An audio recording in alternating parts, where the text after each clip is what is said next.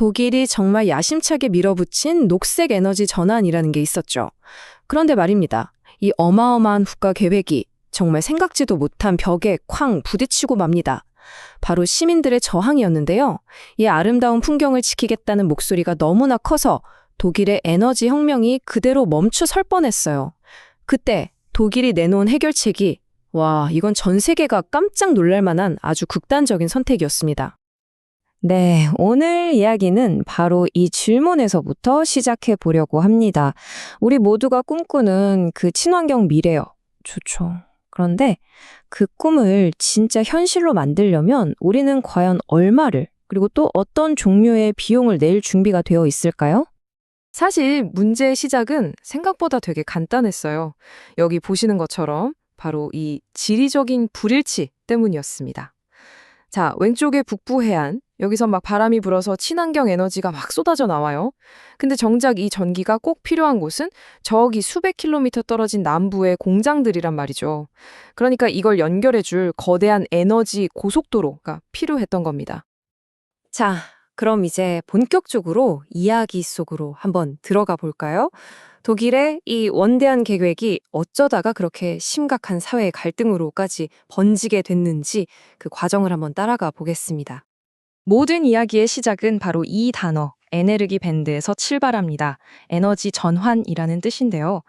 이게 뭐냐면 우리 원전 다 없애고 2030년까지 재생에너지 비중을 80%까지 끌어올릴 거야 하는 독일의 국가적인 약속이었어요.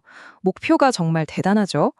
근데 이 목표를 이루려면 당연히 전국을 잇는 새로운 송전망을 깔아야만 했습니다. 하지만 이 송전망 건설이 여기저기서 다 멈춰버린 거예요. 그 대가는 정말 상상 이상이었습니다. 2015년 딱 1년 동안에요. 만들어 놓은 전기를 보내질 못해서 생긴 손실액이 무려 10억 유로. 우리 돈으로 환산하면 거의 1조 5천억 원입니다. 이건 그냥 독일의 에너지 미래 자체가 통째로 멈춰설 수도 있는 그런 위기였던 거죠. 아니, 왜 이렇게까지 반대가 심했을까요? 여기 이유들을 보시면 바로 이해가 되실 겁니다. 한번 생각해 보세요. 우리 집 앞에 그 아름다운 숲이랑 들판에 갑자기 거대한 쇠탑이 들어선다고 하면 좋겠어요? 당연히 싫죠. 게다가 집값 떨어질까 봐 걱정되고 전자파는 또 어떻고요.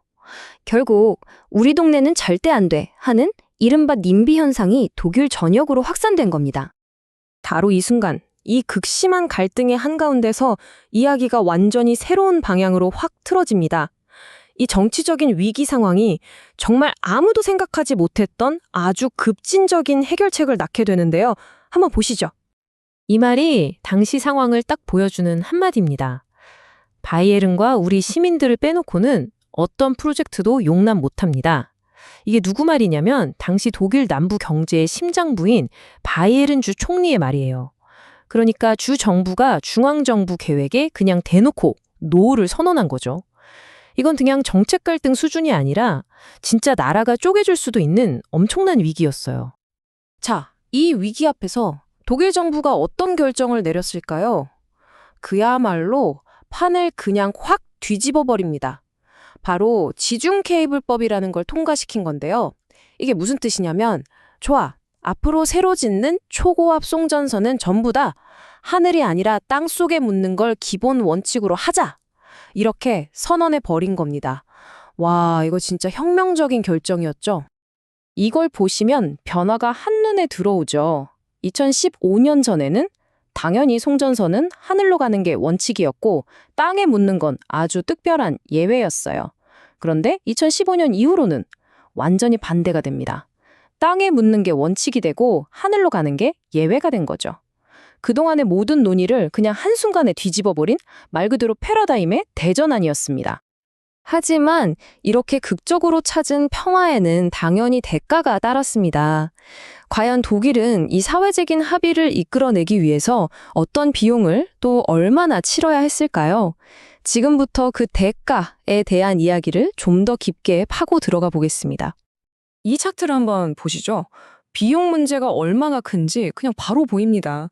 송전선을 땅에 묻으려면요, 원래 하늘로 보낼 때보다 돈이 최소 3배, 많게는 8배까지 더 든다는 거예요.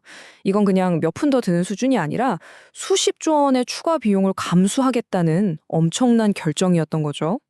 그럼 이 어마어마한 돈을 대체 누가 낼까요? 정답은 우리 모두입니다. 독일 사회 전체가 이 비용을 감당하기로 한 거예요. 사회적 갈등을 끝내고 기어이 에너지 전환을 해내기 위해서 그 비용을 모든 전기 사용자가 전기요금으로 조금씩 나누어 내는 길을 선택한 겁니다. 근데 독일이 단순히 돈만 쓴 게 아니에요. 정말 중요한 건 신뢰를 쌓기 위해 엄청난 노력을 했다는 겁니다. 여기 4단계 접근법을 한번 보세요. 첫째, 모든 걸 투명하게 공개하고요. 둘째, 계획 맨 처음부터 사람들의 의견을 들었어요. 그리고 셋째, 공식적인 협의 절차를 거치고 마지막으로 남은 갈등은 중재를 통해 풀어나갔습니다. 특히 전력망 시민대화 같은 걸 만들어서 모든 정보를 있는 그대로 다 보여주고 주민들의 목소리를 듣는데 정말 진심이었어요. 이렇게 비싼 대가를 치르고 또 엄청난 노력을 기울인 결과 드디어 독일 전역의 땅속에서 거대한 에너지 고속도로들이 그 모습을 드러내기 시작합니다. 과연 어떤 놀라운 프로젝트들이 진행됐는지 지금부터 한번 보시죠. 그 중에서도 가장 대표적인 프로젝트가 바로 이 주드링크입니다. 이건 독일 에너지 전환의 상징이라고 할 수 있어요. 북쪽의 풍력 에너지를 남쪽의 산업 심장부까지 쫙 보내주는 말 그대로 국가의 대동맥 같은 역할을 하는 거죠. 이 주드링크의 길이가 얼마냐면요. 무려 700km입니다. 700km! 이게 어느 정도냐면 서울에서 부산까지 거리보다도 훨씬 더 멀어요. 그 먼 거리를 전부 땅속으로 연결하는 어마어마한 공사인 겁니다.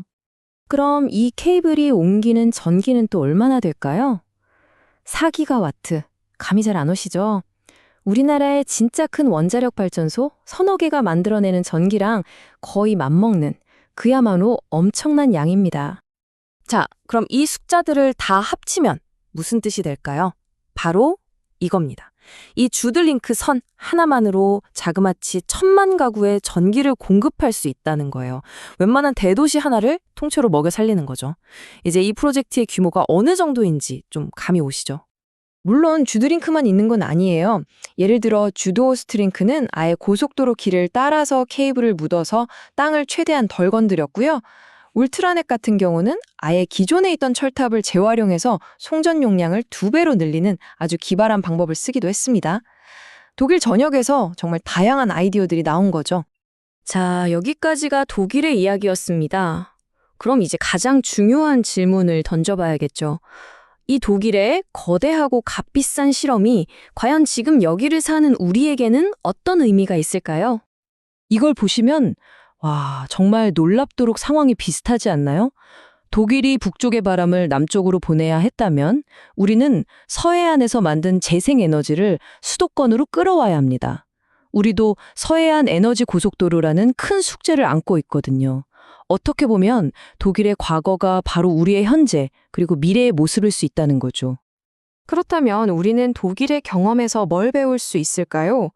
독일이 정말 비싼 돈 내고 얻은 교훈들이 우리에겐 아주 명확한 길잡이가 될 수 있습니다. 첫째, 아예 법으로 지중화를 우선한다는 원칙을 만들고, 둘째, 투명하게 정보를 공개해서 신뢰를 쌓고, 셋째, 영향을 받는 지역 주민들과는 이익을 나누고, 마지막으로 가장 시급한 도심이나 민감한 지역부터 차근차근 시작하는 그런 지혜가 필요하다는 겁니다. 에너지의 미래가 녹색이라는 건 이제 모두가 동의할 겁니다. 하지만 그 녹색 에너지가 하늘길이 하늘 위가 될지 아니면 땅속에 될지는 결국 우리 사회가 어떤 선택을 하느냐에 달려있겠죠? 그래서 마지막 질문은 바로 이겁니다. 우리 모두가 고개를 끄덕일 수 있는 그런 미래를 위해서 우리는 과연 어떤 대가를 또 얼마만큼 치를 준비가 되어 있을까요?